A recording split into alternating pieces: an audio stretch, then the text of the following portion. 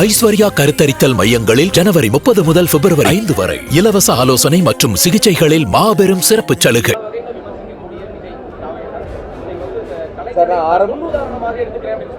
ஆரம்பத்திலே சொல்லிட்டேன் சார். நாட்டு விஷயங்கள் தொடர்பு இல்லைக்கு அப்பால் இருக்கிறவங்களை பற்றி நான் நீங்க கேட்க வேண்டியது நான் பதில் சொல்ல வேண்டும். களத்தில் நின்று பணியாற்றியவர்களை பற்றி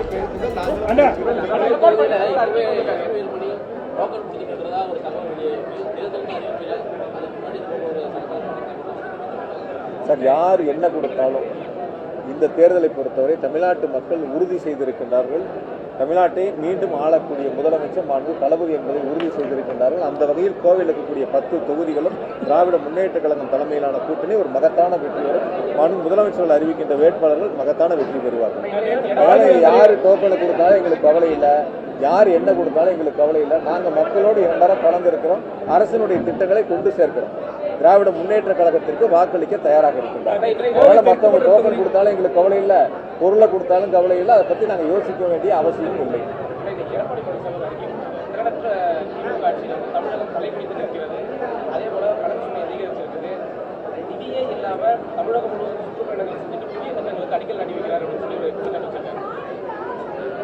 அதாவது எதிர்கட்சி தலைவர் 4 வருஷம் தூங்கிட்டாரு.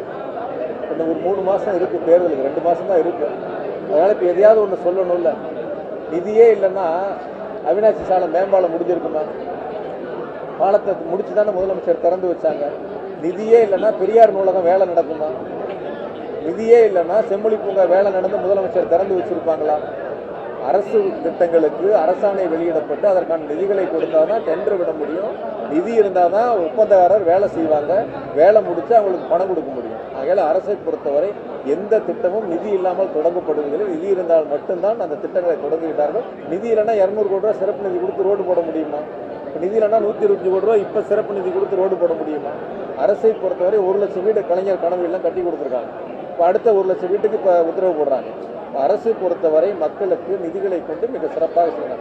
அதே எடப்பாடி பழனிசாமி நம்ம 1 ரூபா வரி கட்டினா 29 பைசா ஒன்றிய அரசு கொடுக்குது இல்லை, அதை ஒரு வார்த்தை சொல்லலாம்ல. ஒன்றிய அரசாங்கம், பிஜேபி அரசாங்கம் தமிழ்நாட்டுக்கு நிதியை சேர்த்து கொடுக்கணும். நாங்கள் 1 ரூபா வரி கட்டினா 29 பைசா தான் கொடுக்குறீங்கன்னு கேட்கலாம்ல. அன்னைக்கு 2014 திமுக காங்கிரஸ் ஆட்சி இருந்தப்போ மத்தியில் 27,000 ரூபாய்க்கு விற்றது ஒரு பவுன் தங்கம். இன்னைக்கு 1,35,000 ரூபாய்க்கு விற்கிது. அதை பற்றி எடப்பாடி பழனிசாமி பேசலாம்ல. 27,000 ரூபாய்க்கு விற்ற ஒரு பவுன் தங்கம் இன்னைக்கு 1,35,000 ரூபாய்க்கு விற்குது. ஏழை வாழைகளாக எப்படி 1 கிராம் 4 கிராம் தங்கம் வாங்கி பிள்ளைகளை கல்யாணம் பண்ண முடியும்னு கேட்கலாம்ல எடப்பாடி பழனிசாமி. அங்கே பேச வேண்டியதெல்லாம் இங்கே பேசுறாரு. அங்கே செய்ய முடியாதெல்லாம் அங்கே சொல்ல முடியாமல் இங்கே எதையாவது ஒரு அறிக்கையாக கொடுத்துட்டு இருக்காரு. பாவம், எலெக்ஷன் வரைக்கும் ஓட்டட்டும். எதையாவது ஒன்று சொல்லிதான ஒரு எலெக்ஷன் ஓட்டணும். எல்லா முதலமைச்சரும் நிகழ்ச்சிகளுக்கு டெல்லியில் போவாங்க. நம்ம முதலமைச்சர் எப்படி கம்பீரமாக நிற்பாருன்னு நீங்கள் பார்த்துருப்பீங்க. டேபிள் கடையில் யார் படுத்திருந்தான்னு நீங்கள் பார்த்தீங்க. அதனால அவரு போய் அதை சொல்லாமா? தூத்துக்குடியில் துப்பாக்கி சூட்டை டிவியில் பார்த்து தெரிஞ்சுக்கிட்டேன்னு சொன்ன ஒரு முதலமைச்சர் அரசை பற்றி குறை சொல்லலாமா? அவருக்குன்னு அப்போ காவல்துறை இல்லையா, உளவுத்துறை இல்லையா, செய்திகள் அவருக்கு சொல்லலையா? டிவி பார்த்து தெரிஞ்சேன்னு சொன்னார் தூத்துக்குடி துப்பாக்கி சூட்டை. அவரு போய் அரசாங்கத்தை பற்றி விமர்சனம் பண்ணுறது வேடிக்கையாக இருக்கு, வியப்பாக இருக்கு. சார், நான் ஆரம்பத்திலே சொல்லிட்டேன் சார். நாட்டு விஷயங்கள் தொடர்பு இல்லைக்கு அப்பால் இருக்கிறவங்களை பற்றி நான் நீங்க கேட்க வேண்டியது நான் பதில் சொல்ல வேண்டியது.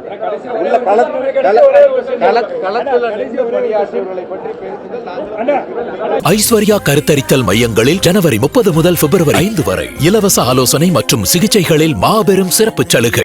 பிளே ஸ்டோர் மற்றும் ஆப் ஸ்டோரில் இருந்து பாலிமர் செயலியை QR கோடு மூலம் பதிவிறக்கம் செய்யுங்கள். செய்திகளை உடனுக்குடன் பெறுங்கள்.